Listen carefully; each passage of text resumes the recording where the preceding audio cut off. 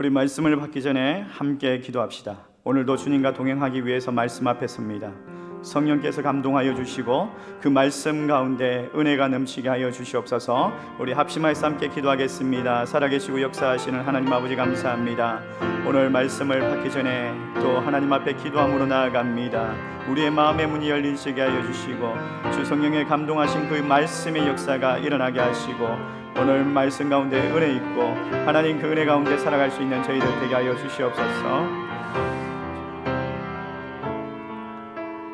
사랑과 은혜가 풍성하신 하나님, 오늘도 말씀 앞에 섭니다. 그 은혜가 넘치게 하시고 주님과 동행하는 또 삶을 살아갈 수 있도록 우리의 삶을 주장하여 주시옵소서. 예수님의 이름으로 기도드리옵나이다. 아멘. 할렐루야. 오늘도 하나님의 말씀 가운데 그 말씀이 들려지고 그 말씀 가운데 순종하는 삶을 살아갈 수 있기를 주의 이름으로 축복합니다.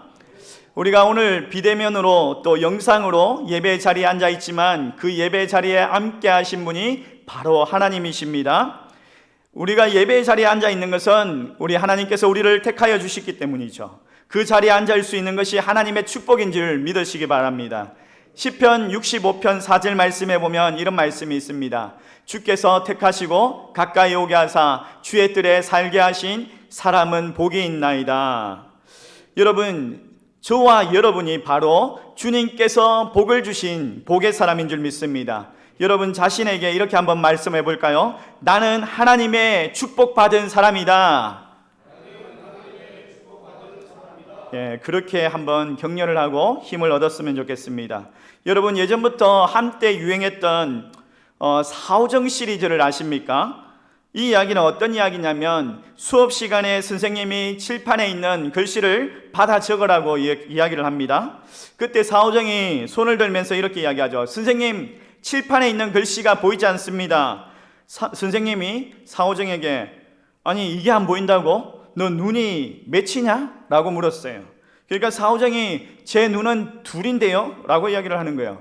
선생님이 아니 그게 아니라 너 눈이 얼마냐고? 라고 물었어요. 그러니까 사오정이 제 눈 안 팝니다 라고 이야기를 하는 거예요.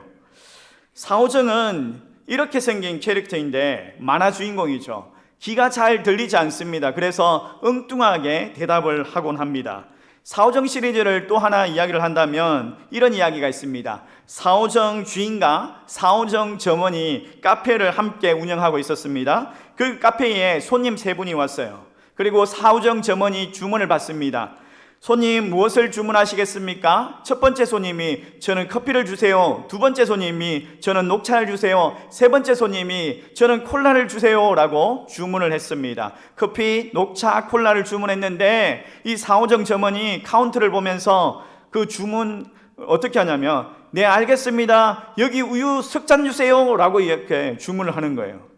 그렇게 주문을 받은 사오정 주인은 뭐라고 이야기를 하냐면 죄송합니다. 저희 카페는 유자차는 하지 않습니다 라고 이야기를 하는 거예요. 이해가 잘 되지 않죠? 엉뚱하게 반응하는 사람들, 이런 사람을 우리는 또 사오정이라고 이야기를 하죠. 성도들 중에서도 사오정 같은 성도들이 있다는 거 아십니까? 여러분 오늘 말씀을 잘 듣고 엉뚱한 반응이 아닌 제대로 신앙생활을 할 수 있기를 주의 이름으로 축원합니다. 오늘 말씀 가운데 사오정처럼 말귀를 알아듣지 못하는 제자들이 나오고 있어요. 제자들이 예수님의 말씀을 못 알아듣고 엉뚱한 생각으로 엉뚱하게 대답을 하고 있죠. 오늘 본문에서 읽기 전에 18절 말씀인데 본문 전의 말씀입니다. 같이 18절 말씀 함께 읽어보도록 하겠습니다. 너희가 눈에 있어도 보지 못하고 귀가 있어도 듣지 못하느냐 또 기억하지 못하느냐. 예수님께서 왜 제자들에게 이렇게 말씀하시면서 혼을 내고 있습니까? 도대체 제자들이 이 예수님의 말씀을 어떻게 못 알아들었기 때문에 어떤 말씀인지 15절 말씀에 예수님께서 제자들에게 이렇게 말씀하셨어요. 어떻게 말씀하시는지 같이 한번 읽어볼까요? 시작. 예수께서 경고하여 이르시되 삼가 바리새인들의 누룩과 헤롯의 누룩을 주의하라 하시니. 예수님께서 제자들에게 바리새인들의 누룩과 헤롯의 누룩을 주의하라 라고 경고를 하시죠. 제자들이 이게 무슨 말인지 이해를 하지 못하는 거죠. 여러분들 아시겠습니까? 여러분들은 바리새인들의 누룩, 그리고 헤롯의 누룩이 무슨 의미를 가지고 있는지 아시겠습니까? 일반적으로 누룩이라는 것은 빵을 만들 때 그 밀가루를 발효시키는 재료로 사용하는 이스트, 그런 발효 제품이죠. 아주 적은 양의 그런 누룩이 들어가면 빵 전체를 부풀어 오르게 합니다. 그런 확장성과 그런 영향력을 가지고 있는 거예요. 작은 재라도 그것을 허용하고 그것을 타협하기 시작하면 걷잡을 수 없을 정도로 그렇게 된다라는 것을 경고하고 계시는 거예요. 어느 초등학교 학생이 친구의 학용품을 훔쳤어요. 그리고 그것을 집으로 가지고 왔는데 그 어머니가 그것을 보고 그 아들을 혼내지 않고 오히려 잘했다라고 칭찬을 해주시는 거예요. 그 아이가 커서 어른이 되었습니다. 점점 더 비싼 물건을 훔치기 시작했어요. 그런 도둑질을 하기 시작합니다. 그러다 나중에 살인까지 하게 되었어요. 마침내 붙잡혀서 감옥에 갇히게 되었죠. 그리고 재판을 받게 되고 사형을 당하게 되었습니다. 사형장으로 끌려가는데 그 어머니가 그 아들의 모습을 보면서 막 울부짖는 거예요. 이 아들이 한 번만 부탁한다고 하면서 어머니의 귀에 한마디만 하게 해달라고 그렇게 부탁을 합니다. 어머니가 그 아들의 그 마지막 말을 듣기 위해서 그 아들에게 귀를 갖다 댔습니다. 이 아들이 그 이빨로 어머니의 귀를 깍 깨물어 버리는 거예요. 그러면서 아들이 하는 말이, 내가 이렇게 된 것은 어머니 때문이에요. 어머니가 만약에 제가 그때 처음에 학교 친구의 그 학용품을 훔쳐왔을 때 혼냈더라면 제가 이렇게 되지 않았을 거예요 라고 대답을 했습니다. 제가 아무리 작은 것들이라도 그것을 허용하면 그 죄가 점점 커지게 된다는 거죠. 그래서 데살로니가전서 5장 22절 말씀에 악은 어떤 모양이라도 버리라고 말씀하고 있습니다. 예수님께서 그런 말씀으로 바리새인들의 영향력과 그 확장성을 조심하라고 말씀하시는 거죠. 그럼 바리새인의 누룩은 어떤 의미를 가지고 있습니까? 먼저 바리새인들이 어떤 사람인지를 한번 살펴봐야 되겠죠. 바리새인들은 외식하는 사람들이죠. 교만한 사람들이죠. 위선적인 사람들이죠. 가난한 사람들을 돕기는 하는데 그들을 돕기 위해서 돕는 것이 아니라 사람들에게 칭찬받기 위해서 구제를 하는 거예요. 사람들에게 잘 보이기 위해서, 칭찬받기 위해서 헌금을 하고 회당 앞에서 기도를 합니다. 금식할 때도 사람들이 그들에게 영성 있는 사람이다 라고 말하는 것을 듣기 위해서 흐름한 옷을 입고 영성 있는 사람처럼 그렇게 금식하는 것을 티내고 다니는 거예요. 여러분, 교회에도 이런 사람들이 충분히 있을 수 있습니다. 다른 사람들의 눈에 보이는 데서는 정말 열심히 합니다. 자기 자랑도 심합니다. 당을 짓고 분리하고 나눕니다. 보이는 일에 앞장섭니다. 그런데 보이지 않는 일에는 정작 헌신하지 않습니다. 예수님을 믿기 위해서 나오는 것이 아니라 오히려 사람들에게 시험 들게 하고 그런 외식적인 신앙생활을 주의하라는 거예요. 그런 영향력을 받지 말라라는 거예요. 또 헤롯의 누룩은 어떤 의미를 가지고 있습니까? 헤롯이 어떤 사람입니까? 헤롯은 로마의 한심을 사서 그의 권력을 유지하려고 했던 사람이지 않습니까? 수단과 방법을 가리지 않는 세속적인 사람이었습니다. 자기보다 힘 있는 사람들에게 아부하고 힘없는 사람에게 짓밟고 없이 여기고 계산적이고 자기의 이익만을 챙기는 그런 사람이었어요. 교회 가면 헌금을 내야 한다. 헌금이 아까워서 마음을 다해서 드리지 못합니다. 정성이 없습니다. 주일날 쉬어야 하는데 주중에 회사 다니는데 피곤하다라고 하면서 교회 그냥 참석을 하는데 봉사하지 않아요. 천국은 가고 싶고 하나님께 복음 받고 싶은데 교회는 나오는데 교회에 뭔가 얻을 것이 없으면 그 교회를 떠나버리는 거예요. 교회를 다녀도 자기의 목적이 있고 자기의 영업적인 그런 목적을 가지고 자기의 이익을 가지고 나오는 거예요. 이런 세상적인 가치에 꽉 사로잡혀 있는 사람들이 있어요. 헤롯의 누룩과 같은 사람이죠. 이런 세속주의에 영향을 받지 말라라는 것입니다. 바리새인들의 그 외식과 헤롯의 세속주의가 가지고 있는 영향력, 작은 것이라도 주의해야 한다라고 말씀하고 계시는 거예요.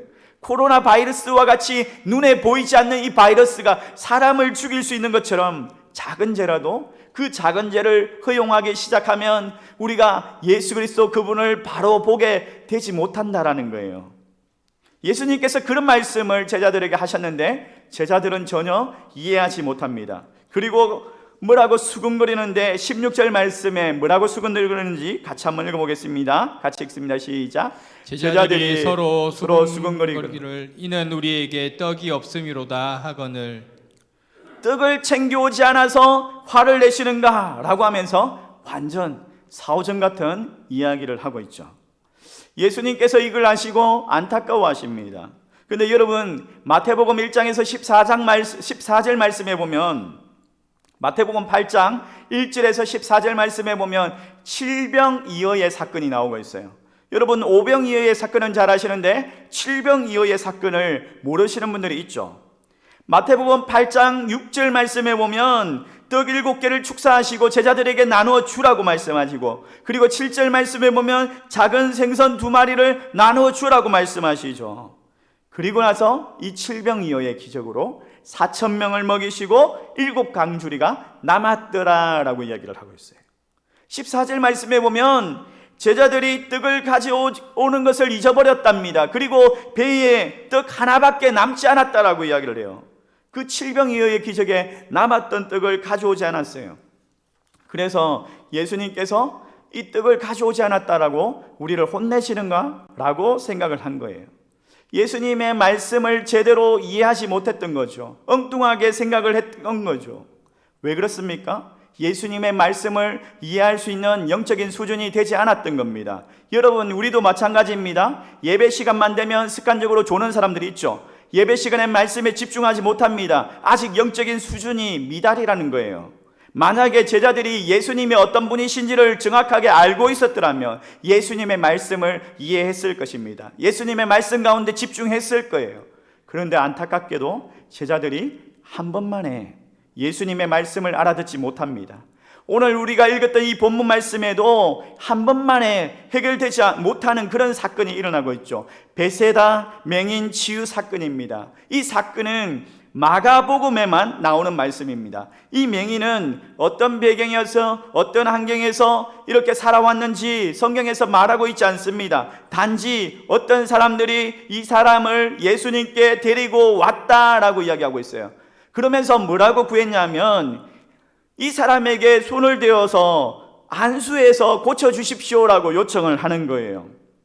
맹인을 데려왔는데 그들은 한 번만에 안수를 해서 고쳐주시기를 기대했죠. 예수님께서 보편적으로 이렇게 치유했던 패턴을 보면은 손을 대고 기도하셨는데 한 번만에, 기도하면 한 번만에 그냥 병자들이 고침을 받는 거예요. 근데 이번에는 패턴이 달랐습니다. 보편적인 패턴이 아니었어요. 한 번 기도했는데도 낫지 않았어요.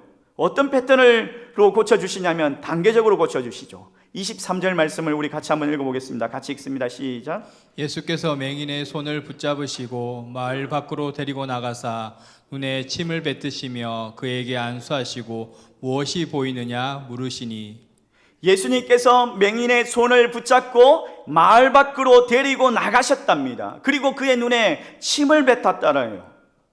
전혀 이상한 방법이죠. 전혀 이렇게 하신 적이 없거든요. 그리고 손을 얹으시고 무엇이 보이느냐, 손을 얹으시고 안수를 하시고 무엇이 보이느냐라고 물으십니다. 그 사람이 뭐라고 이야기합니까? 사람들이 보이는데 나무 같은 것들이 걸어다니는 것 같습니다. 사람이 보이기는 하는데 희미하게 보이는 거예요. 뭔가 보이긴 하는데 나무같이 보이는 거예요. 예수님께서 마을 밖으로 데려가시고 침을 뱉으시고 안수를 하시는 이 패턴도 참 이상한데 한 번만에 고치지 않고 또 손을 얹으시는 거예요.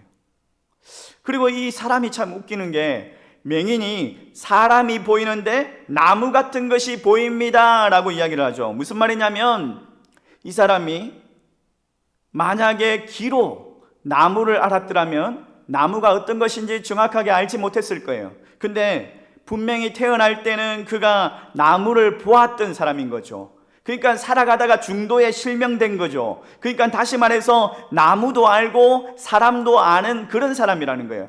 그게 눈을 딱 떴는데 나무 같은 것이 사람 같은데 나무 같은 것이 걸어다닙니다 라고 이야기를 하는 거예요.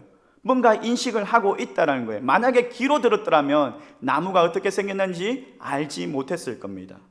그러니까 다시 말해서 중도 실명한 사람이죠. 태어날 때는 볼 수 있었는데, 그래서 이 사람에게 다시 예수님께서 손을 얹으시고 안수하십니다. 25절 말씀입니다. 같이 한번 읽어볼까요? 이에 그 눈에 다시 안수하심에 그가 주목하여 보더니 나아서 모든 것을 밝혀 보는지라. 예수님께서 두 번 안수하시죠. 두 번. 한 번 얹고 두 번 얹고 두 번 안수하시니까 그 모든 것이 선명하게 보게 되었다라고 이야기하죠. 맹인의 그 시력이 완전하게 회복되었습니다. 근데 왜 예수님께서 침을 뱉는 것도 이해가 가지 않는데 두 번이나 안수를 하셔야지 고칠 수 있는 걸까요? 예수님의 능력이 없습니까? 예수님의 능력이 약해졌습니까? 예수님이 한 번만에 그렇게 고칠 수가 없는 겁니까? 뭔가 이유가 있지 않겠습니까? 분명히 우리가 주목해야 할 것이 있다면 하나님은 우리와 인격적인 만남을 통해서 우리의 신앙의 자리로 나아가기를 원하신다는 거예요. 신앙으로 자라가기를 원하신다는 거예요. 여러분 한번 생각해 보십시오. 과거에 우리도 소경되었던 사람들 아닙니까? 저도 이 본문을 보면서 벳세다 맹인의 사건이 그 영적인 변화가 나의 모습과 같다는 것을 알게 되었어요. 제가 태어날 때는 영적인 맹인이 아니었던 것 같아요. 소경이 아니었어요. 저도 기독교 집안에서 모태 신앙으로 태어났습니다. 나시린처럼 술과 담배를 하지 않고 매주일 교회 나와서 예배드리면서 그렇게 신앙으로 자라갔습니다. 어릴 적엔 교회 다니면서 가정과 교회에서 성경을 열심히 배우고 하나님이 살아계심을 믿고 그리고 예수 그리스도 나의 구주이심을 고백했습니다. 제 나름대로 예수님을 열심히 믿는 사람이었는데, 그런데 중학생이 되면서 교과서에서 진화론을 배우는 거예요. 과학책에서 오스트랄라피타쿠스, 호모 에렉투스, 호모 사피엔스, 사피엔스 이러면서 이런 것들을 외우고 인간의 진화, 시조새 이런 이야기들을 하면서 그런 것들을 외우는 거예요. 분명히 성경에서는 하나님이 이 땅을 창조하셨다고 말하는데 과학책에서는 세상이 진화되었다고 말하는 거예요. 혼란이 오기 시작했습니다. 윤리 교과서에서는 4대 성인에 대해서 이야기를 하는데 스카모니, 공자, 예수, 소크라테스 이 네 분이 4대 성인이다 라고 이야기를 하는 거예요. 세속적인 학문이 누룩과 같은 것들이 저의 성경관을 흔들어 놓기 시작했어요. 믿음의 확신을 흔들어 놓기 시작했어요. 아버지에게 세뇌당했나? 정말 하나님이 살아계시는가? 하나님, 예수님께서 나의 죄를 위해서 죽으시고 부활하신 건 맞나? 예수 믿으면 천국 가는가? 천국과 지옥이 있을까? 살아오면서 중도 실명된 그 벳세다의 맹인처럼 영적인 중도 실명이 일어난 거예요. 어릴 적부터 이렇게 순전하게 믿음으로 살았는데 세속적이고 거짓된 학문의 그 조그만 영향이 믿음의 확신을 흔들어 놓았어요. 과연 성경이 진리인가? 이 성경을 어디까지 믿어야 하는가?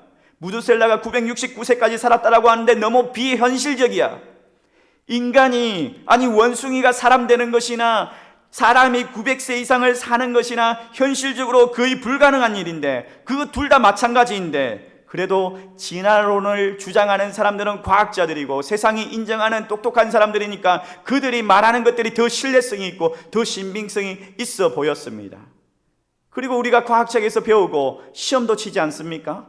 그래서 그것이 진리인 양 마냥 그렇게 받아들여지는 거예요. 이런 문제들이 쌓이기 시작하니까 왜 내가 교회를 가야 하지? 그런 반감이 생기기 시작했습니다. 신앙생활을 하는데 외식적이고 그냥 형식적으로 하는 거예요. 예배 시간에 앉아 있는 거예요. 말씀이 귀에 들어오지 않는 거예요. 어릴 적에 부모를 따라서 신앙생활했던 그 자녀들이 한 번 정도는 겪게 되는 회의감이죠. 신앙의 회의감에 이렇게 찾아온다라는 거예요. 저도 이런 생각을 했었습니다.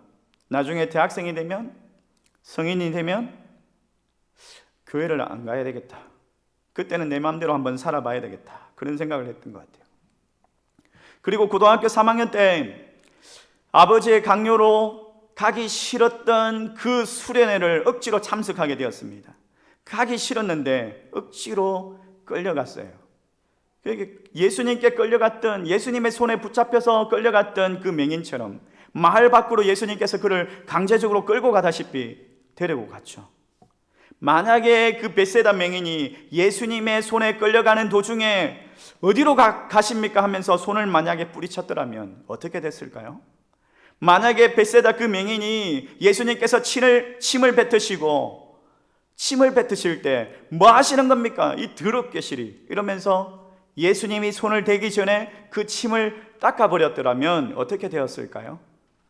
하나님의 역사는 일어나지 않았을 것입니다. 우리 자녀들이 교회 가기 싫습니다. 왜 교회 가야 합니까? 수련회 가기 싫습니다 라고 이야기할 때 여러분 뭐라고 말씀하시겠습니까? 그래, 신앙의 자유가 있어. 그래, 가지 마라 라고 말하는 순간 하나님께서 역사하실 수 있는 기회가 사라지는 거예요. 여러분, 자녀의 신앙은 교회 책임이 아닙니다. 가정 예배를 드리지 않는 여러분들의 가정의 책임이고 여러분의 부모의 책임입니다. 여러분들이 유아 세례를 받을 때도 부모에게 그 믿음의 책임을 묻지 않습니까? 여러분들이 자녀에게 공부해라 그 소리를 많이 하면서 말씀 읽고 기도해라 라고 말하지 않죠. 돈 벌어와라고 말씀하면서 기도하면 하나님께서 응답하신다라고 말씀하지 않죠. 맨날 돈 이야기하고 교회 비난하고 목사님 욕하고 교육자들을 우습게 여기는 그런 부모의 영향력 아래 자란 아이들이 어떻게 신앙생활을 똑바로 할 수 있겠습니까? 예전에 정치인이었던 김종필 씨가 그의 자녀 교육에 아주 유명한 일화가 있지 않습니까? 김종필 씨의 그 아들이 자기 아버지가 국회의원이고 자기 아버지가 국무총리니까 선생님보다 더 높다라고 생각한 거예요. 그래서 학교에 가서 선생님 말씀을 듣지 않습니다. 그냥 아나무인이에요. 이 소식을 이제 듣고 김종필 씨가 그 아들을 교육시키기 위해서 선생님을 집으로 초대했습니다. 선생님이 오시기 전에 대통령이 오시는 것처럼 요란하게 막 준비를 합니다. 그리고 선생님이 문 앞에 도착하셨다라고 이렇게 딱 소식이 오자마자 김종필 씨가 신발도 신지 않고 막 달려나가가지고 선생님을 겸손하게 영접합니다. 막 절을 하다시피 하고 존중하며 겸손하게 굽신거리면서 선생님을 막 받들어요. 이 아들이 그 모습을 보고 충격을 받죠. 우리 아버지가 대통령 다음으로 높은 사람이라고 생각했는데 우리 아버지가 저 선생님에게 이러면서 선생님이 우리 아버지보다 더 높은 분이구나 라는 것을 알게 된 거예요. 그래서 그 이후로 선생님의 말씀을 잘 들었다라고 이야기합니다. 교회도 마찬가지입니다. 여러분들이 여러분의 자녀들의 교육을 책임지고 있는 전도사님이나 부목사님들을 그렇게 하대하면 교회 교육이 무너지게 됩니다. 여러분들의 자녀에게 직접적인 영향력이 가해지게 되는 거예요. 지금부터 여러분들이 노력하셔야 합니다. 여러분들의 자녀의 책임, 여러분들의 자녀들의 그 믿음, 신앙의 책임은 여러분들에게 있다라는 거예요. 사랑하는 성도 여러분, 우리 자녀들에게 믿음의 본을 보여줄 수 있는 믿음의 부모가 될 수 있기를 소망합니다. 우리 자녀들의 그 중심 가운데 세속적인 가치가 자리 잡을 수 없도록 그렇게 해야 합니다. 자녀들뿐만 아니라 우리가 먼저 하나님 말씀 가운데 하나님 말씀으로 채워지고 그 믿음으로 살아가기를 다짐해야 합니다. 그래야지 우리 자녀들이 우리의 변화된 믿음의 모습을 보고 그들이 그 믿음으로 세워지고 믿음으로 살아가게 되는 것입니다. 저는 그 수련회를 참석하면서 창조과학이라는 특강을 접하게 되었습니다. 그 창조과학이라는 특강을 통해서 성경이 신화가 아니고 성경이 허구가 아니라 성경이 역사적이며 성경이 과학적으로 증명된다는 사실을 알게 되었어요. 그리고 수련회 때 성령님이 어떤 분이신가를 또 그 말씀을 통해서 듣게 되었는데, 어릴 적에 성경을 배워서 성경의 기초가 있지 않습니까? 성경의 기초가 있으니까 성령님에 대한 그 말씀이 들려지는 거예요. 그리고 수련회 집회 저녁에 불이 꺼질 때 기도회를 하는데 저도 열심히 기도했습니다. 열심히 기도하는데 제 주위에 아무도 없는데 누가 제 머리를 만지는 거예요.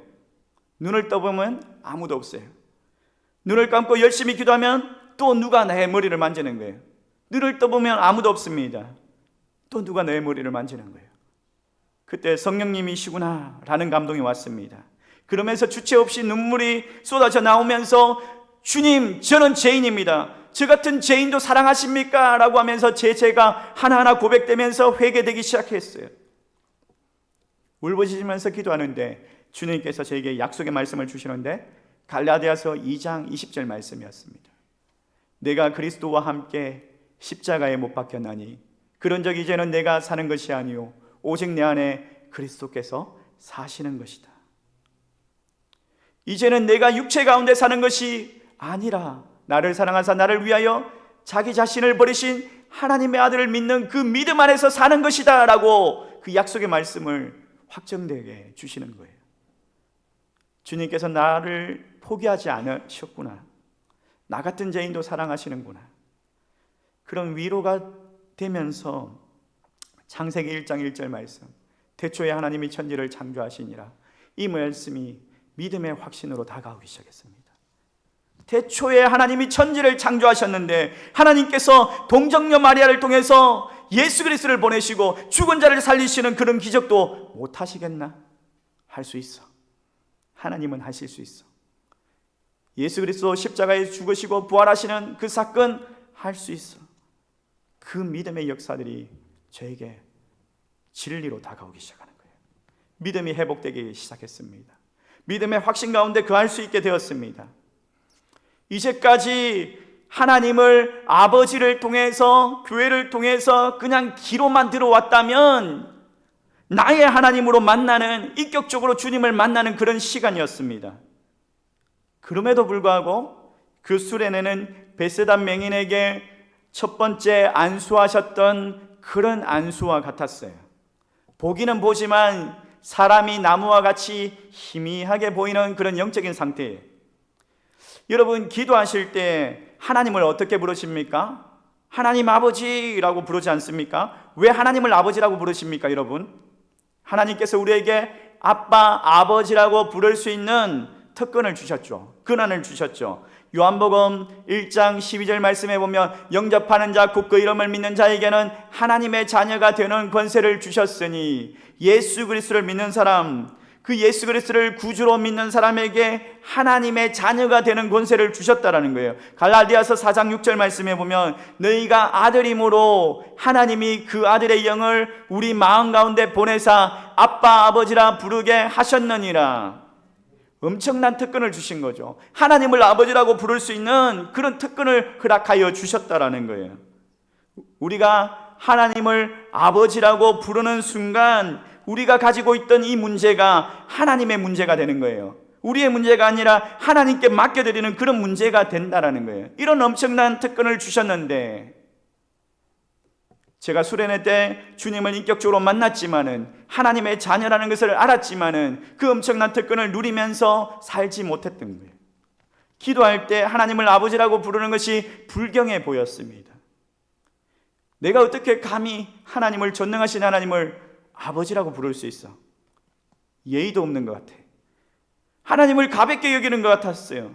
그래서 하나님 아버지라고 부를 때마다 어색했습니다. 전능하신 하나님을 어떻게 내가 그렇게 불경한 말로 부를 수 있지? 그 하나님은 마치 멀리 계신 하나님, 하늘에 계신 하나님, 공중에서 다스리시는 하나님, 그냥 마냥 나를 지켜보시고 내가 필요할 때, 내가 요청할 때, 내가 도와달라고 할 때 도와주시는 그런 하나님으로 여겨지는 거예요.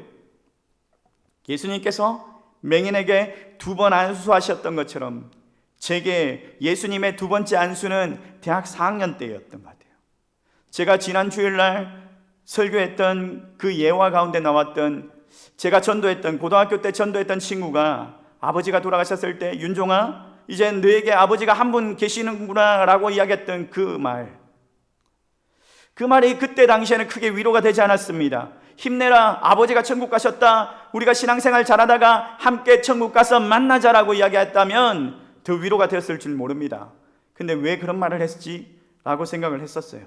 근데 제가 살아가는 동안 인생이 기쁠 때도 있고 슬플 때도 있고 힘들 때도 있고 그런 일이 있을 때마다 그 친구의 말이 생각나면서 위로가 되는 거예요. 하나님 아버지가 계신다. 하나님 아버지가 계신다. 그 아버지를 찾아가면 너에게 힘주시고 너를 격려하신다. 너의 문제가 하나님의 문제가 된다라는 것을 말씀하는 거예요. 아버지라고 부를 때마다 하나님이 다 안다라고 말하시는 것 같았어요. 그 아버지가 너무 좋은 거예요. 그래서 그 하나님 아버지를 알기 위해서 말씀을 보기 시작했습니다. 그 말씀을 통해서 하나님의 약속을 발견할 때마다 기뻤어요. 하나님 말씀을 통해서 아버지를 알게 되니까 이제는 내가 기뻐하는 일이 아니라 하나님 아버지가 기뻐하시는 일을 한번 해봐야겠다라는 생각이 드는 거예요. 그때부터 복음을 전하기 위해서, 죽어가는 그 영혼들을 위해서 목회자가 되겠다라는 결심이 확고하게 세워졌습니다. 그때부터 목회가 아닌 다른 길을 기웃거리지 않게 되었습니다. 그리고 기도할 때마다 하나님 아버지라고 부르는 것이 너무나 감사하고 너무나 어색하지 않고 좋아요. 이제는 큰 소리로 아버지, 아버지라고 부르면 아버지께서 내 마음을 다 안다. 내가 다 들어줄게. 내가 더 선한 것으로, 더 좋은 것으로 내가 주겠다라고 약속하시는 것 같아요. 그 약속의 말씀과 함께 은혜를 부어주실 때가 참 많습니다. 저의 첫 번째 만지심, 첫 번째 안수와 같은 것은 저의 죄를 회개하게 하고 믿음이 회복되고 주님을 인격적으로 만나게 했습니다. 저에게 두 번째 안수와 같은 것은 하나님께서 나의 아버지가 되어주셨고 하나님의 기쁘신 뜻대로 살아가기를 그렇게 순종하며 결심하게 되었죠. 그리고 주님과 동행하는 삶을 살아가기 위해서 신앙의 책임을 지게 되었습니다. 주님께서 벳세다 그 맹인과 같은 나 같은 자에게 끝까지 포기하지 아니하시고 평범한 방법은 아니었지만은 나를 이끌어 주셨습니다. 주님께서 이끄시는 대로 따라 나아갔더니 내 영안이 열려지며 영적인 눈이 떠지는 그런 기적들이 일어난 거예요. 예수님께서 벳세다 맹인에게 한 번 안수하시고 희미하게 보이는 그 맹인을 포기하지 않았습니다. 또다시 안수하십니다. 예수님의 능력이 약해서가 아니에요. 예수님의 능력이 약해서 또 안수하신 것이 아니라는 거예요. 왜? 그 벳세다 맹인을 두 번 안수하시는 것들을 지켜보고 있는 사람들이 있었던 거죠. 누구입니까? 바로 제자들이었습니다. 예수님의 말씀을 알아듣지 못하는, 이해하지 못하는 그 제자들에게 내가 너희들을 포기하지 않는다 라는 주님의 의지를 보여주시는 것이었습니다. 사랑하는 성도 여러분, 하나님 아버지 그분을 우리가 다 이해할 수 없고 내 머릿속에 다 담을 수는 없지만은 그분께서 우리에게도 말씀하십니다.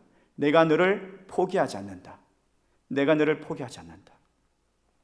벳세다 맹인 사건 뒤에 어떤 사건이 있냐면 베드로의 신앙 고백이 나오고 있습니다. 이 벳세다 맹인 사건과 베드로의 신앙 고백은 평행선을 달리고 있는 유사점이 있는 그런 사건이에요. 예수님께서 제자들에게 사람들이 나를 누구라고 말하느냐라고 물어보시죠. 세례 요한이라고 합니다. 엘리야라고 하는 사람들도 있습니다 라고 이야기합니다. 예수님께서 다시 물어보십니다. 너희들은 나를 누구라고 생각하느냐, 누구라고 말하느냐라고 이야기합니다. 그때 베드로가 예수님께 대답합니다. 주는 그리스도시요 살아계신 하나님의 아들이십니다라고 그렇게 고백을 하죠. 신앙의 훌륭한 고백을 합니다. 그때 예수님께서 잘하였다라고 칭찬하시면서 하시는 말씀이 내가 십자가에서 죽을 것을 말씀하시고 3일 만에 부활하실 것을 말씀하십니다. 베드로가 그럴 수 없습니다 라고 하면서 예수님을 붙들었습니다. 예수님께서 사단아 물러가라 라고 말씀하시면서 또 책망을 하십니다. 훌륭한 신앙 고백을 했지만은 주는 그리스도시요 살아계신 하나님의 아들이십니다. 훌륭한 신앙 고백을 했지만은 베드로의 영적인 상태는 희미하게 예수님의 십자가의 그 의미를 알지 못했고 예수님이 왜 죽으셔야 하는지, 예수님이 왜 십자가를 지어야 되는지 그 사명을 알지 못했던 거예요. 그래서 베드로가 다시 넘어지죠. 예수님께서 십자가에 못 박혀 돌아가실 때 주님을 부인합니다. 3번이나. 그리고 다시 갈릴리로 돌아가서 업으로 살겠다라고 그물질을 하고 있습니다. 예수님께서 부활하셔서 자기를 배신하고 도망갔던 그 베드로를 포기하지 아니하시고 그를 찾아오십니다. 그리고 요한의 아들 시몬아 내가 나를 사랑하느냐 라고 3번이나 물어보십니다. 그때 이 베드로가 주님 사랑합니다라고 고백하면서 그의 영안이 점점 열려지기 시작합니다. 그리고 그에게 사명이 발견되기 시작합니다. 그를 포기하지 않았던 그 주님, 베드로를 포기하지 않았던 그 주님께서 저와 여러분도 포기하지 않으시는 줄 믿으시기 바랍니다. 다른 제자들도 주님의 말씀이 이해되지 않았지만은 주님께서 그들을 포기하지 아니하시고 부활하셔서 그들을 만나주시고 그들을 세계 선교 가운데 헌신할 수 있는 사명을 주셨습니다. 저도 예수님을 다시 밝히 보기 시작하면서 목회의 길을 가야겠다라는 마음이 결단이 생기기 시작했어요. 확신 가운데 그런 결단을 가지게 되었습니다. 영의 눈을 뜨게 된 거죠. 예수 그리스도 그분이 누구신지, 예수 그리스도 그분께서 왜 이 땅에 오셨는지, 왜 우리를 구원하셨는지 분명히 밝히 보게 되기 시작한 거예요. 지난 한 주 동안 집사님 몇 분이 저를 찾아오셨어요.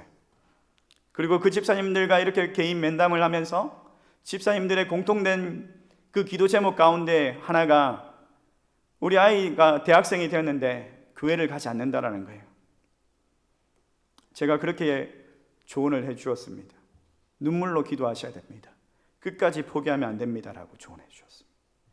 제가 아는 어떤 집사님은 그가 집사님이 되기 전에 그의 아버지가 뱃일을 하는 집사님인데, 교회를 다니는 집사님인데 술도 먹고 막 담배도 피고 사람들과 싸우고 그리고 자녀에게 행패를 부리고 가정에서 폭력적이고 그런 아버지인 거예요.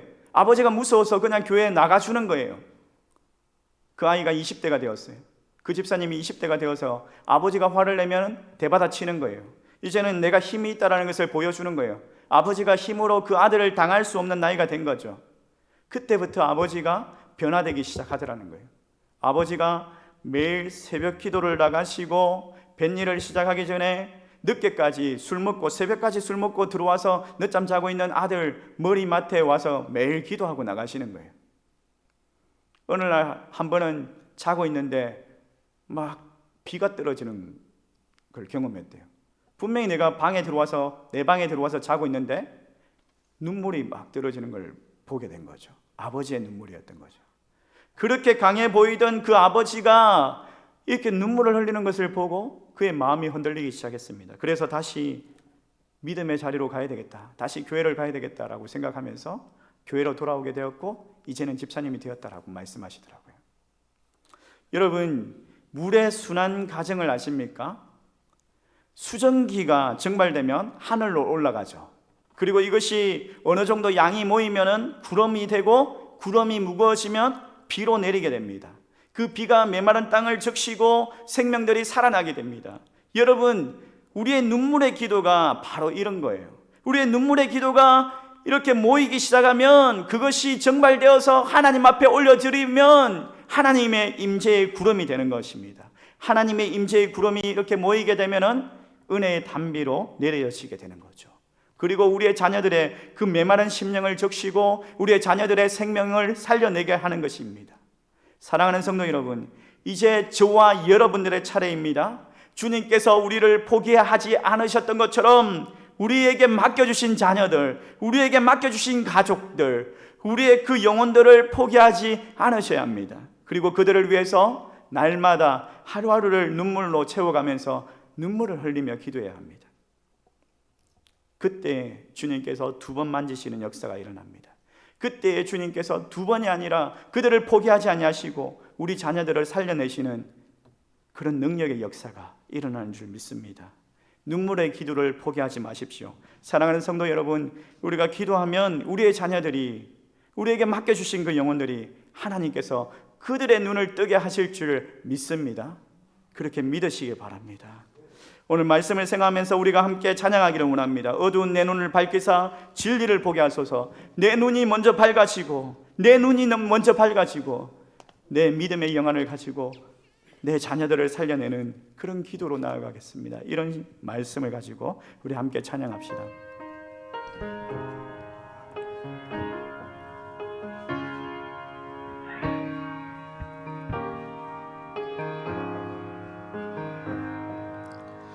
어두운 내 눈 밝히사 진리를 보게 하소서.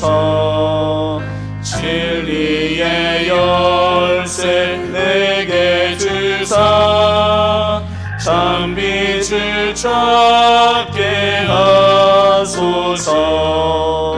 깊으신 뜻을 알고자 엎드려 기다리오니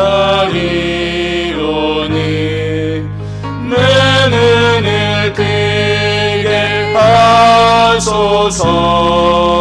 성령이 다시 한 번 더 찬양합니다. 어두운 내 눈 밝히사 어두운 내 눈 밝히사 진리를 보게 하소서.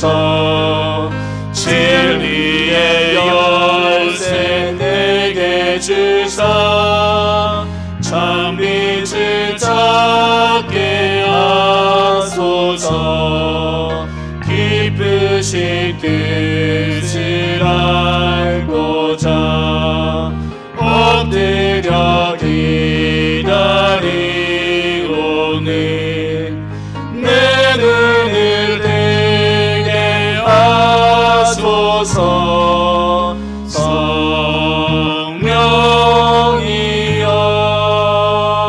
우리 함께 합심하여서 함께 기도하기를 원합니다. 내 눈을 뜨게 하여 주시옵소서. 주 성령님, 내 눈을 뜨게 하여 주시옵소서. 내가 믿음의 눈을 뜨고 내 믿음의 눈을 뜨고 나에게 맡겨주신 그 영혼들, 내 자녀들을 위해서 눈물로 기도하겠습니다. 그들을 포기하지 않겠습니다. 주님, 그들을 만져주시고 그들을 만나 주시옵소서. 우리 합심해서 함께 기도하겠습니다. 기도합니다. 살아계시고 역사하시는 하나님 아버지 감사합니다. 오늘 이 시간 하나님 아버지 기도함으로 나아갑니다. 주님 앞에 아버지 우리의 눈물의 기도로 주님 앞에 맡겨드립니다. 아버지 하나님, 우리에게 맡겨주신 그 영혼들을 하나님 아버지 그 영혼들 불쌍히 여길 수 있기를 원합니다. 나를 포기하지 않으시고 내 영안의 눈을 뜨게 하신 주님을 아버지 생각하면서 주님 아버지 내게 맡겨주신 그 영혼들을 위해서 아버지 눈물로 기도하게 하시고 포기하지 않을 수 있는, 포기하지 않게 하여 주시옵소서. 사랑과 은혜가 풍성하신 하나님 아버지, 오늘 말씀을 들었습니다. 우리가 이 말씀을 듣고 말씀대로 살아낼 수 있는 능력의 종들이 되기를 원합니다. 우리로 하여금 자녀 삼아주시고 하나님께서 주신 그 특권을 누리게 하여 주셨사오니 그 특권을 가지고 주님 앞에 눈물로 나아가게 하시고 주의 보좌를 흔들며 그 눈물의 그 기도가 우리의 자녀들의 메마른 심령을 덮이고 우리에게 맡겨주신 그 영혼들을 살려낼 수 있는 그런 간곡한 기도가 되게 하여 주시옵소서. 기도를 멈추지 않냐고, 기도를 포기하지 않냐고, 영안을 뜨고 믿음의 눈으로 믿음으로 살아갈 수 있는 확신 가운데 서 있는 성도들이 되게 하여 주시옵소서. 예수님의 이름으로 기도드리옵나이다. 아멘. 찬송가 545장 찬송하면서 우리가 준비한 헌금을 온망과 정성을 다해서 하나님 앞에 드리도록 하겠습니다.